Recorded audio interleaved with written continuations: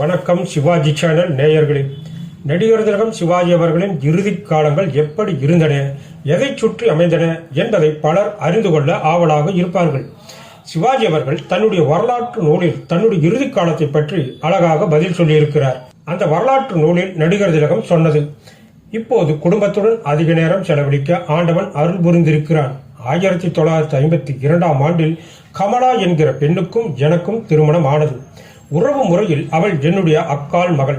நான் ஏற்கனவே சொன்னது போல பெரிய குடும்பத்துக்கு தலைவன் நான். எனக்கு 4 குழந்தைகள். முதல் பெண் சாந்தி. அவளுடைய கணவர் டாக்டர் கே நாராயணசாமி. அவர் ஐஐடியில் பேராசிரியராக இருக்கிறார். அவர்களுக்கு விஜயலட்சுமி, சத்தியலட்சுமி என்று 2 பெண்கள். அவர்களுக்கும் திருமணமாகி குழந்தைகளும் பிறந்துவிட்டன. அடுத்தது என்னுடைய மூத்த மகன் ராம்குமார். என்னுடைய தங்கை பத்மாவதியின் மகள் கண்ணம்மாவை அவருக்கு திருமணம் செய்து வைத்தோம். 3 ஆண் குழந்தைகள்.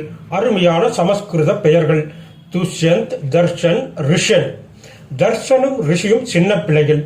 துணிச்சலாக என்கிட்ட வந்து கட்டபொம்மன் உரையாடலை பேசி காட்டுவார்கள். வந்தே மாதரம், இன்குலாப் ஜிந்தாபாத் என்று உரத்த குரலில் என்னை போல நடித்து காட்டுவார்கள். மிகவும் மகிழ்ச்சியாக உள்ளது. என்னுடைய தம்பி சண்முகத்துக்கு பிறகு என்னுடைய மகன் ராம்குமார் தான் சிவாஜி பிலிம்ஸ் வேலைகளை கவனித்துக் கொண்டிருக்கிறார். அதற்கு அடுத்தவர் பிரபு. நடிகராக இருக்கும் என்னுடைய இளைய மகன் பிரபு.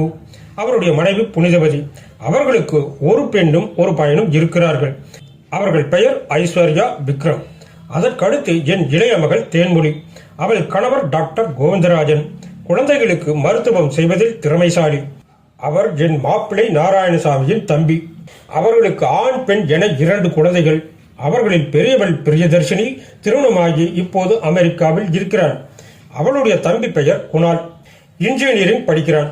எல்லோருமே இப்போது பெரிய பெரிய ஆட்களாக இருக்கிறார்கள். என் சகோதரன் சண்முகம் இப்போது இல்லை, இறந்து விட்டார். அவர் மனைவி அலமேலு. அவள் என் மனைவி கமலாவின் தங்கை. அவர்களுடைய 2வது மகன் கிரிஜம் குடும்பத்தோடு எங்களோடு இருக்கிறார். அவரும் சிவாஜி பிலிம்ஸ் வேலைகளை பார்த்துக் கொண்டிருக்கிறார். கிரியின் மனைவி அனுராதா. அவர்களுக்கு 2 குழந்தைகள். ஒருவன் ஸ்ரீமத், இன்னொருவன் சிவ்ஜி. அவன் என் பெயரை சுருக்கி வைத்துக் கொண்டிருக்கிறான். என் தம்பி சண்முகத்தின் மூத்த மகன் முரளி அமெரிக்காவில் இருக்கிறார். அவர்களுக்கு குழந்தைகள் இருக்கிறார்கள். என்னுடைய அண்ணன் தங்கவேலு இப்போது இல்லை, அவரும் இறந்து விட்டார். எனக்கு ஏராளமான பேரன் பேத்திகள் இருக்கிறார்கள். உலகம் முழுவதும் எனக்கு நண்பர்களும் இருக்கிறார்கள். நான் ஒரு பெரிய குடும்பஸ்தன். முன்பெல்லாம் பெரும்பாலும் கலைஞர்களுடன் அல்லது நாட்டு மக்களுடன் இருந்தேன். இப்போது ஓய்வு காலத்தில் என்னுடைய வீட்டு மக்களுடன் மகிழ்ச்சியாக இருக்கிறேன். நேரம் கிடைக்கும் போது உங்களைப் போன்ற நல்ல நண்பர்களுடன் பேசி நல்ல தகவல்களை பகிர்ந்து கொள்கிறேன். நிறைய புத்தகங்கள் படிக்கிறேன். சில நேரங்களில் தொலைக்காட்சி பார்க்கிறேன். இதற்கிடையில் மரியாதை நிமித்தமாக சில பேர் வந்து படங்களில் நடிக்க கூப்பிடுகிறார்கள். ஓரிரு படங்களில் நடித்துக் கொண்டிருக்கிறேன் என்று குறிப்பிட்டு இருந்தார் நடிகர் திலகம் அவர்கள். இந்த காலகட்டத்தில் இயக்குனர் கா பரத்தின் அன்பு கட்டளைக்காக மீண்டும் கௌரவம் என்ற தொலைக்காட்சி தொடரில் சிவாஜி நடித்திருந்தார். சிவாஜியை வைத்து எப்படி இயக்க வேண்டும் என்று பல இயக்குநர்களுக்கு தெரியாது. கா பரத் இயக்கிய மீண்டும் கௌரவம் தொலைக்காட்சி தொடரும் அந்த ரகமே. வழக்கறிஞர் வேடத்தில் நடிகர் திலகத்தின் நடிப்பு அசத்தலாக இருந்தது. ஆனால் அந்த தொடர் மனதில் ஒட்டவில்லை. சிவாஜியின் கரம் ஆசீர்வாதமானது என்பதை நக்கீரன் கோபால் விளக்கத்தோடு சொல்லி சிவாஜியின் மனதில் இருந்த ரணத்தை மாற்ற முயன்றார். ஆனால் அந்த ரணம் கடைசி வரை மாறாமல் இருந்தது. நடிகர் திலகத்தின் படங்களில் இணைந்து நடித்த பல கலைஞர்கள் தங்களுடைய வீட்டில் நடைபெறும் முக்கியமான நிகழ்ச்சிகளுக்கு சிவாஜியை தலைமை ஏற்க வைத்து மனமகிழ்ச்சி அடைந்தார்கள். காரணம், சிவாஜி அவர்களின் கையால் தொட்டது எதுவும் தொடங்கும் என்பதை அவர்கள் அறிந்து வைத்திருந்தார்கள்.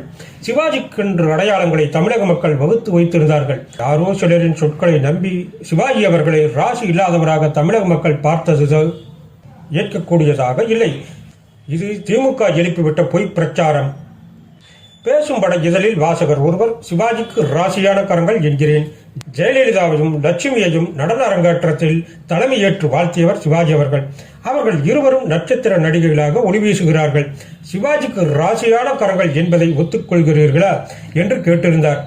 கையும் களவுமாக பிடித்துவிட்டீர்கள். வம்புதான் இனி அரங்கேற்றுபவர்களுக்கு. சிவாஜியை தலைமை தாங்க வற்புறுத்த போகிறார்கள் என்று அந்த இதழ் பதில் சொன்னது. சிவாஜி அவர்களின் திருக்கரத்தால் நாட்டிய அரங்கேற்றம் கண்ட பலர் ஸ்ரீபிரியா, சுமித்ரா, ஜெயசித்ரா என பட்டியல் நீளும். நாட்டியத்துக்கு சிவாஜி தலைமை தாங்கினால் அவர்கள் எல்லோரும் சினிமாவில் உயர்ந்த இடத்துக்கு வந்திருக்கிறார்கள். மெல்லிசை மன்னர்கள் என போற்றப்பட்ட விஸ்வநாதன், ராமமூர்த்தி இருவரும் நடிகர் திலகம் நடித்த பணம் படத்தில் ஒன்று சேர்ந்தார்கள். அந்த ராசி அவர்களை தமிழ் திரையுலகின் மெல்லிசை மன்னர்களாக மாற்றியது. ராசி என்ற பொய்யை சுமத்தி சிவாஜியை வீழ்த்திவிடலாம் என்று திமுக நடத்திய பொய் நாடகத்தை நம்பி மக்கள் தன்னை ராசி இல்லாதவர் என்று தவறாக பார்த்தது சிவாஜிக்கு பெரும் வருத்தத்தை தந்தது. நக்கீரன் கோபால் வீரப்பன் நிகழ்வு தொடர்பாக சந்தித்த போது, எனக்கு என்ன ராசி இருக்கிறது, நான் தொட்டது துலங்காது என்று வேதனையோடு கேட்டிருக்கிறார் சிவாஜி அவர்கள். கலைப்புலி தானு மன்னவரு சின்னவரு என்ற படத்தை சிவாஜி வைத்து தயாரித்தார். தானு சொன்னார், நான் இவ்வளவு பெரிய தயாரிப்பாளர் ஆனது உங்களால் தான். நீங்கள் நடித்த பழைய படங்களை வாங்கி திரையிட்டு என் வாழ்க்கையை தொடங்கினேன்.